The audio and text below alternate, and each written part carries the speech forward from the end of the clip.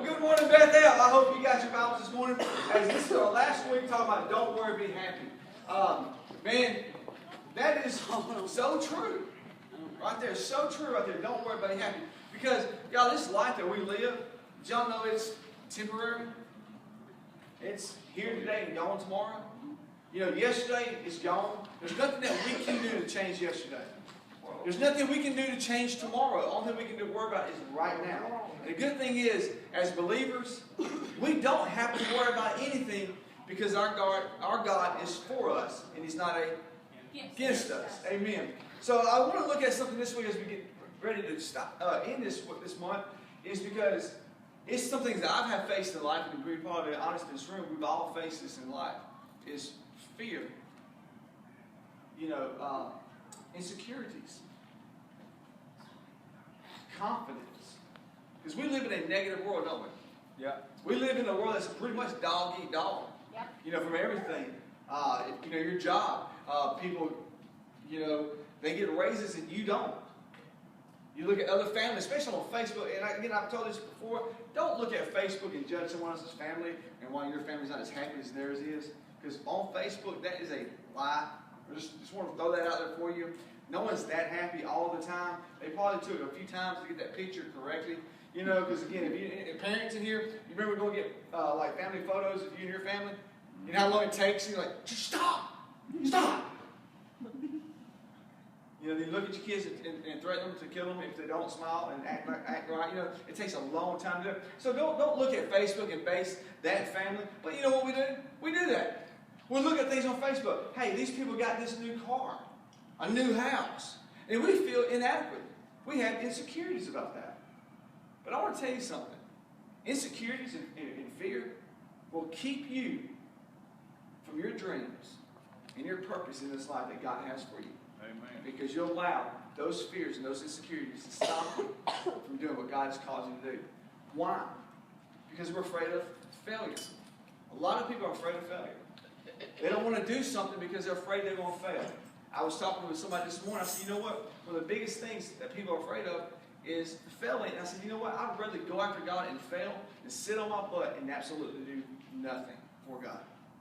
Because if I allow fear of failure to stop me from doing anything, guess what I'll never do? I'll never accomplish anything in life. But the thing is, we have insecurities. And I want you to understand something. I don't want you to have confidence in you. What we need to start having confidence in is God. Because, see, our confidence in ourselves will fail us. Because we will fail each other. Because, see, and Jeremiah said this about us. He says that our hearts are deceitful. It's not good. It's not good at all. Jesus said this about our flesh. He said that our flesh is what? Is weak. He said, but our spirit is strong and it's willing. But the problem is that our flesh is weak. Our behavior is very inconsistent, ain't it? Because sometimes what we do when we come to church, we base our experiences with God on emotions. How I feel. That's why some people don't come to church when they're in a bad mood. You know, I just don't feel like it. So I just don't go to church. I don't feel like God's there right now. If you're basing your relationship on Jesus, on the way you feel, you don't have a relationship with Jesus. Your relationship with Jesus is not based on a feeling, but it's based on the truth that He is real and that He is for you. He's absolutely not against you. The thing is, you can't base your confidence on yourself, because if you do, you will face failure. And you probably will never achieve your dream and your purpose, because you're always going to be looking at yourself. And I want to show you this real quick. Some of you might not like this, but I like the Message Bible. I'll read it sometimes. It's just a paraphrase of it. But I want to read this passage in the Message, and then after this, we will get into the real Bible. And then we'll probably get into the NLT, because I think I had the NLT up here this morning. So we'll get into that. And if you like King James, I don't. I can't understand it. But that's just me. But it says this right here. It says 1 Corinthians chapter 10, verse 12. It says, this is Paul writing. He says, these are the warnings. Danger in our history books written down so that we don't repeat their mistakes. Our positions in this story are parallel. They're the beginning and we are the end. And we're just as capable of messing up as they did. So don't be naive and don't have self-confidence. You can fall flat on your face as easy as anyone else. Forget about self-confidence. It's useless. What I want you to do is cultivate in you a God conscience, a God confidence. Because again, who will fail you? Ourselves. Because again, how many times have we know we should do right. We know we should do right, but what do? We do wrong. And we feel bad about it. So we can't base anything on the way we feel. And I base it on our heart because our heart will deceive us. Our flesh is weak. And that's why we run around with so much insecurities about things. Does anybody have insecurities in their own life? Yeah, we all do, to be honest. And this is just for the fun of it. I thought it was kind of cool. Here's 3 lists of insecurities people I was researching, looking at things about it. Is you have 3 types of people that are insecure in this world. You have people pleasers. You ever been around a people pleaser? Have you ever been a people pleaser? Just be honest. I have. You know, I want people to like me. And you can say, I don't care if you don't like me. That's a lie. Because a lot of times if someone doesn't like you or like what you're doing, you feel what? Inadequate? You feel like you're a loser? You feel bad? So you want to please everybody? Because again, we talked about a couple weeks ago about encouragement. Who likes being encouraged? Everybody. We want to be encouraged. You can build a lot of people by encouraging them. And I'm saying, as a dad, I learned that the hard way. You know what I'm saying, Dad? Because I trained my own kids in boxing. And for so long, I would beat them up about fighting, about training. Man, you're not training hard enough. Train harder. Do this. And they were just beating themselves up. But then I noticed something. When I started encouraging them, you know what they did? They started doing better. They started doing better. Now I don't do it because Carson's got, he's bigger than me. And I'm not liable to hurt him really bad. He comes after me. Beat him with a stick. But again, we like encouragement. So a lot of the times we're people pleasers. The next one is a fisher. You know what a fisher is? Fishers are the type of people that like, they'll post something on Facebook. Like, I'm having a bad day. Because they want people to do what? Feel sorry for them. What's wrong with you, baby? Is you okay? Let me come in there and wipe your tushy for you, 38-year-old baby. You know what I mean? But they're always like that. They'll get ready and say, how you doing? Well, I'm fine. Because what they're wanting to do is do what? What's wrong? And the thing is, we do what we do. We stay away from people like that, don't we? So if you're that type of person, and you're one of my people staying away from you, maybe you're doing that. Stop! And people will get around you. All right? Next type is a one-upper. I mean, like one-uppers. You know, come on, hey, man. Especially the Christian world. Hey, man, I've been reading my Bible. Yes, God. Speak. Your servant is listening. You know, that scares you when you're up here preaching. And you hear a noise behind you, like, be still, feel like a big explosion. Probably would jump down there and sit down beside Amy Lee. God's not be mad at Amy Lee. She's so sweet. Thank you. But you have the one-uppers. You know, those are the type of people, like, if you tell them, hey, I've been praying, or I've been reading my Bible, I try to read, a chapter a day, and they go, oh, that's nothing. I read the whole Bible in a day. God knows. Like, hey, I'm going to prayer. I live in prayer. I got a new car. Oh, I got the new concept car that's coming out in 2025. There's always something better, like, because they won't, because why? Why live like that? Because they're insecure. They're insecure. They're insecure. Because they're trying to put confidence in themselves.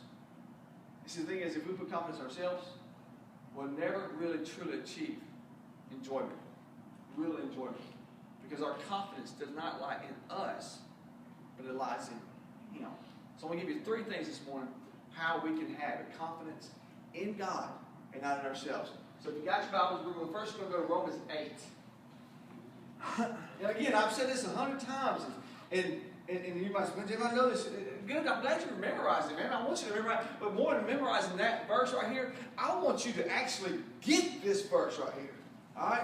Because see, again, as Christians, we walk around so insecure and we're afraid because we don't know who our God is. We have a different view of God. We have a wrong view of God. Me and Clay sit down and talk about it all the time. Because a lot of people have a view of God that God's out to get you. But can I tell you something? He is out to get you, but not for what you think He's out to get you for. He's not out to get you because He's mad at you. All right, you're not going to experience God's wrath as a believer. And the good thing is, we don't have to earn God's love. No one in this room has to earn God's love. Because let me tell you something, it's absolutely impossible to earn God's love on your own. You cannot do that on your own. It's impossible to do that on your own. So if I can tell you one thing this morning, stop trying to earn God's love. He displayed His love for me and you upon that cross. And He said, while we were still sinners, Christ did what? Died for us. Not while we were trying to do our best. Not while we were trying to read the Bible more. Not while we were trying to stop cussing. We stopped smoking. We stopped drinking. We stopped looking at things on the internet. We stopped doing it. Then God loved us. No, He loved us while we were still doing that stuff so that we could experience His love. So guess what? We could get out of that stuff. You know what I mean? We're not supposed to be addicted to anything. We're not supposed to be bound to stuff. And we can't do it on our own. Because how many times have we tried to do it on our own? You know what I mean? And what happens when we try to do something on our own? We fail. We fail. And then we feel bad about it because then we start thinking, guess what? I'm just a failure. I'll never try this again. Because you're trying to put your confidence in yourself and not in Him. So look at this. Man, this is crazy. I love this, man. All right, Romans 8. Make sure my dyslexia don't kick in. 31, all right.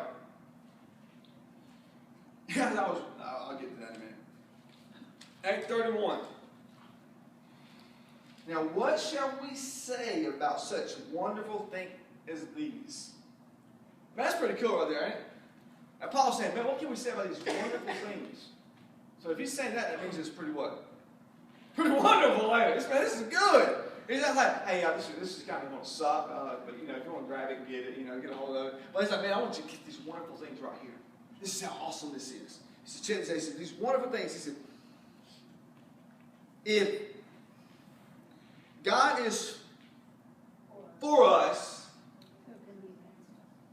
then who can ever be against us? Man, can you just imagine hearing that for the very first time? Because see, you've heard it 1,000 times and you're still not getting, you're like, yes, God's for me. Who could be against me? Oh, I'm going through bad stuff. Because you're a fisher. You want people to, because you're not putting your confidence in God. You're still putting your confidence in other people, in yourself. And that's why I know God's for me. But you don't know what I'm going through. It's been hard. Bet it has. I'm not trying to minimize anything that you're going through. Really, I'm not. But if God's real, okay, if God's truly real, and this word is inspired by God, I mean, it's breathed by God, inspired by God, God spoke to them, they wrote it down. Now, we can take this to the bank, right? Because if we can't take it to the bank, man, we're just, you know, like I tell somebody this morning, man, this ain't real, man. Let's just go out and get married and get drunk and do whatever we want to do, because at the end of the day, we're just going to die. You know? So we can take this word for God's word. And if Paul says, man, check these wonderful things out. If God is for you, then who could be against you? That's why we have confidence in our God. Because God is for us. He's not against us. It's like me as a father. I'm for my kid. What kind of dad would I be if I wanted my kids to fail? You know? Carson, you know, I help him out. He plays football. He really wants to. He really wants to play, you know, football. That's his dream. You know what I do? I inspire him to do that. I don't look at him and say, "Well, son, you know, everybody wants to be in the NFL, and you're just one of the million that's going to try. You might not make it." No, I don't tell him that. Why? Someone's got to make it. Think about that for a second. Someone's got to make it. If God put a dream in you, a desire in your life, quit listening to the naysayers. Quit listening to people say you can't do something. If God put it in you, He'll get you through it. He'll get you there. The problem is we're still sitting on our butts listening to the dream that God's told us. You know what we're not doing? Not doing it. Because why? Because we're afraid of failure. Because we're putting our confidence in ourselves and not in God. Because if God be for us, who could be against us? So just imagine that for a second. If God put something in you, He's got a purpose. Did you know before the foundations of the world were ever laid out, God knew you and had a plan for your life and a purpose for your life? That was before you were even born. He knew you. So guess what? He knew about your mistakes. He knew about your mess ups. And He says that I got a plan for your life. Because you know the gifts and callings of God are without what? Repentance. Because that doesn't change God's mind. Because God said while you were still a sinner, I stepped out of heaven. I came upon this earth and I died upon the cross so you could get a victory. Man, amen on that right there. So when we get a hold of that, church, we'll be able to do anything. We'll be able to reach this community for Jesus when we understand that God's for us and not against us. You'll be able to do your dreams and the purpose when you understand that God's for you and not against you. So I'm not going to tell my son, you can't do something. I'm going to encourage my son to do whatever he wants to do. Same thing with John. John wants to get into acting. I encourage him in that. I don't sit and say, well, son, you know what? No. I don't want to speak negativity in his life. Go for it. Someone's got to make it. Preston comes on the scene. Preston, man, I want to go to the military. He's 300 pounds. I didn't look at Preston, man, you can't do this. You're a loser. You're not going to do this. You're not going to amount to nothing. Look at, blah, blah, blah, blah. No, you know what I told Preston? You can do this, man. Let's go. You want to diet? And let me help you. You want to work out? Let me help you. Did I not? I said, man, you can do this. I got faith in you, man. And look how much weight you've lost already. You know what happened to him? He said, man, I've lost some weight. I can do this. He even goes into the recruiter's office, and the recruiter looked at him, and they laughed at him. I even went there looking for him. I said, hey, have y'all seen my emo friend yet? And so he's walking somewhere. He said, man, that's a big boy. He was about 260. He says, man, I don't know if he was going to make it in the Marines. He said, so I asked him to do me some pull-ups. Because I didn't think he'd do it. That sucker wrapped them out. Dropped down and gave me 60 push-ups. I only supposed to do 50. Did 60 sit-ups. So I just looked at it and said, just lose some weight, dude. And I said, how did they say, he didn't think I could do it, did he not? Preston gets up there. And now I'm watching him in the gym yesterday, working out there. And I remember a year and a half ago, he couldn't do one pull-up. He couldn't do a single pull-up. He had to do pull-ups like a girl. Like this. They hurt too. I'm just saying. Like this. And now he's up there just repping them out with a rope, hanging on a rope. Dish, dish, dish, dish.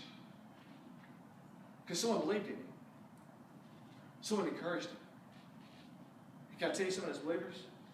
We have a God that believes in us. We have a God that is encouraging us. Because again, if me being human and robed in human flesh, my flesh is weak. And I know how to give good gifts unto my children. How much more does our Heavenly Father love us and give to us? If we ask for a piece of fish, we turn around and give us a serpent. No. If we ask for bread, we turn around and give us a stone. Of course not. So again, we have a wrong view of who God is. God is for you, not against you. He's not out to get you because he's mad at you. He's out to get you because he's got a plan for your life. He's got a purpose for your life. God is for you. And the thing is, when you start to understand that, you'll stop working for God's approval. You start working through God's approval. Yes. Does that make any sense? Amen. Don't work for it. Work through it. Number two is if God is for us, God will help us. Psalms 46:1.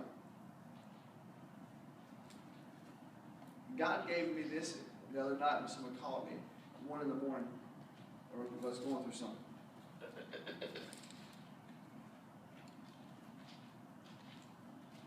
And so I'm saying, as believers, y'all, we got to get this word, and we've got to get it in our heart. It's got to grow. It's got to set up root in us. Psalms 46, God is our refuge and our strength. He's always ready. Now, they didn't have to put that in there. He didn't say always. He just said sometimes, occasionally, maybe if you do the right thing, maybe if you fast and pray and read 22 chapters of the Bible and memorize the whole first 5 books, like the Pharisees did, and then he'll listen to you and help you. But no, he doesn't say that. He says, God is our refuge, our strength, and He's always ready to help in times of trouble. Wow. See, God's out to help us. He's not out to hurt us. He wants to help us. Now, this is written in a time where this guy here was messing up. And He's saying, God, it's my refuge. And He's always ready to help me. Again, just like as a parent, I'm always willing to help my kids. Now, I won't do it for them, but I'll help them do it. It's like, I'm not really good at building things, even though I have a construction company. That's why I don't do the building part. I get the people to do the building part. Because if I build it with like cat in a hat, everything be crooked, it look kind of cool looking. I want to be sturdy, but hey. So sometimes, I remember one time I was going to build something, and I called a friend. I was thinking, man, what I'll do is I'll call him, because he knows how to do it. And if I just get him over here to my house, and he'll help me, what'll start happening is that I will step away, all right? And he'll do it, because he's gonna be aggravated with me trying to do it, so he'll do it himself, and I'll just get it done. I just get to sit back and just enjoy it, all right? So we're over here at our house, and we're putting up some boxy stuff, I'm thinking, I got this. And he gets up and he says, all right, let's go. I'm like, go ahead. Thank you so much for being here. He said, no, I'm not going to do it for you. So what now? What are you doing here? He said, I'm going to help you do this. That's what you called me for.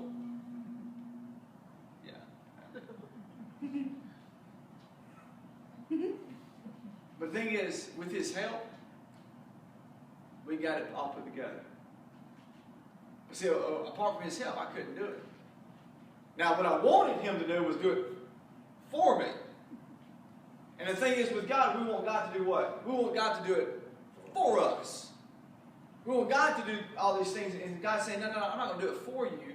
I've already told you could do it. Now you just do it. And guess what I'll do with you? I will help you along the way. Again, if God's put a purpose in your life, a plan in your life, where a lot of times what we want God to do, just be honest. Some of you won't be honest this morning, and that's perfectly fine. And if you're not going to be honest with yourselves, guess what? You'll still stay back here at the starting line.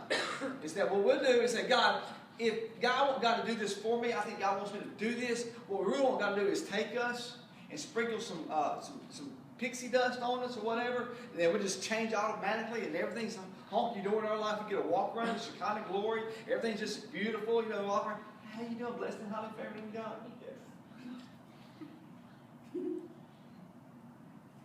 Yes. It doesn't work that way. All right? It doesn't. And we want God to say, all right, if I want you to do this, and well, God, what I really want to do is just take it from here and put me over there right now. I don't want him to go through anything because it's hard work. Because we don't want to actually have to trust him and rely on God. Because we don't want to do it. Because why? Because we're afraid, again, of failure. Because we don't have a view of God that he's going to help us through it. If God has promised you something, he's going to get you through it. But you got to go ahead and start walking in it so he can help you. And when troubles come, you just say, guess what? My God is my refuge. My God is my help. Because everybody in this room, we're going to go through things in life. Again, I remember when Haley had cancer. And that was hard. I didn't know how we would get through this. This was tough. And I had some idiots around me saying, well, that was God's plan for her to have cancer. He's trying to show you something through this. Would you shut up? God did not give my wife cancer. A fallen world gave my wife cancer. But through this cancer, I see God's love. Okay? His love didn't give it to her, but his love got me through it. It got her through it. Well, we didn't think we could get through it. Because you know what we found? His refuge. His help. Because until you walk in those shoes, you have no idea what I'm talking about. Same way, I don't know what you're going through either. But guess what you'll understand? And you understand that God's for you. He's not against you. He's going to help you. He's your refuge. You can accomplish anything. no matter what. Third thing and the last thing is, if God is for us, God is our helper, then guess what you got to get this. You've got to get this. If you don't get this right here, then you're going to miss out on everything. You're going to walk around still insecure, wondering why all hell is breaking loose in your life and you can never get ahead. Because this is the number one problem that believers face, is this one thing right here. This is the major thing right here. It is first, because they don't believe God's for you. You just think God's out to get you. Remember, you ever heard the saying, if you don't tithe, then God's going to take it somehow, anyway? And you walk around, oh, God, I got to fill my car. No, man, just change tires. That's what it's like. You don't know. Wrong view of God again. No, man, this is deep. It's like mind-blowing deep. I almost fell out in my chair when I read this, Because I was like, wow, whoa. I felt like Paul in the third heaven. I got a vision. I mean, it was y'all ready for this? I mean, this is really right here. If you'll get this right here, this will change your life forever. All right, you can't just remember. You got to get it. Get it. It's like a nugget. All right, you got to chew on it. That's good. Got it. I mean, it's changing. Philippians 1:6. Y'all ready for this? Are y'all ready for this? Yeah. I don't think so. But I hope so. But I'm gonna tell you right here, this one verse right here, it gets me through a lot. All right, because again, remember what I said before. Our fear, our insecurities, keeps us from achieving our purpose in life and God's plan for us because of our insecurities and our fear of failure, fear of not being able to do it, fear of it's not going to work out, all kinds of fear, insecurities. I don't feel like I can do it because everybody said I can't do it. Everybody's talking bad about me. I don't have this kind of education. I don't have that. I didn't have that. I don't have that. Nothing ever good happens for me, okay? No, God Almighty, man, check this out right here. Philippians 1:6. It says, and I am certain. Now, when you start off something, listen, I'm certain, all right? That's like me, I want to relay a truth to you, right? That you can take this to the bank. This is real. It's like, hey, Brent, I am certain that I can walk down these steps. You know what I'm saying? I am certain of this, dude. It's not like, hey, Brent, I believe I can do a backflip off this right here. I wouldn't say I'm certain I can do that, okay? I would not say that. We're like, please do that now. Everybody out here with phones out. You too. I wouldn't look at you and say, I'm certain I can do that. I'm certain I can break my neck. But if I say I'm certain about something, this is what? I mean it, right? Like, this is true. I'm certain about this. I'm certain I can do this. I'm certain, man. I'm certain, Brent. You're understanding how important that one word certain is. I'm certain. I'm certain. Oh, he put, man, what the heck? Hey, I'm going. Then I'll look up. Look by surprise, man. All right. I'll go back. I want to read that part now. Who needs a Bible nowadays in 2016? I mean, we just put on the screen. Whatever. I'm sure of this. That's better. I'm sure of this. I want you to get that. I am sure of this, man. I am sure of this, man. Randy, I'm sure of this, okay? I promise you this, man, that my Jeep would get stuck in a pothole and you had to pull me out. I'm sure of that, okay? It's a 4-cylinder with oversized tires. It can barely make it up my driveway. I am sure of this, all right? I'm sure of this. It will happen, okay? I'm sure of this. I'm sure that, if I grab Alex would break me in half, okay? I'll watch Alex in the gym pick up 4 times my weight like this. And me and Carson looking at it and said, there ain't no way. What's he going to do? He's shrugging that. Hope. And he starts talking to the guy beside him. Yeah, like, oh, where those? And he just carried on conversation like, he walked out one time, Carson walked over there. Alex, he didn't see it. Alex turned around, get some water, and Carson walks out and grabs it. And I'm like, dude, I'm sure you're not picking that up. You know what I mean? It was impossible. So you get this, how I am sure of this. That he who started it, God, he who started good work in you will carry it on to completion to the day of Christ. My God, if we just get that right there, we can get through anything in this world. If God has started something in you, guess what He'll do? He plans to finish it what He starts in you. The problem is, your confidence is not in that. Your confidence is in yourself. That's why you're still walking around in failure, in fear. Because you make a mistake and you think, well, God, I'm no good. No. He started it, He'll finish it. He says, I promise you something else. No height or depth, no angels or demons or anything can separate you from the love of God. Wow. He said, you can take this to the bank house and just say, I'll never leave you. I'll never forsake you. Your confidence does not rest in you, but your confidence rests in Him. And let me tell you something, church. If you'll get that right there, then when He starts something in you, He'll finish it. Because guess what? It's not about you. It's not about you trying to earn His approval. It's about you learning how to walk in the approval that He's already given you. Because if God started something, He'll finish it. Let's try to come on up here. I'm going to illustrate this right here for you this morning. Because again, some of you are still not getting it. I don't know that. Not me.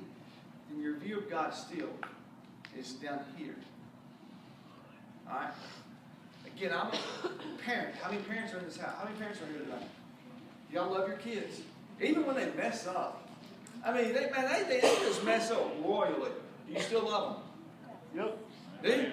I mean, no matter what they do, you're still gonna love your kids. I mean, if your kids do something stupid, you're like, still love you. Don't do it again. Right?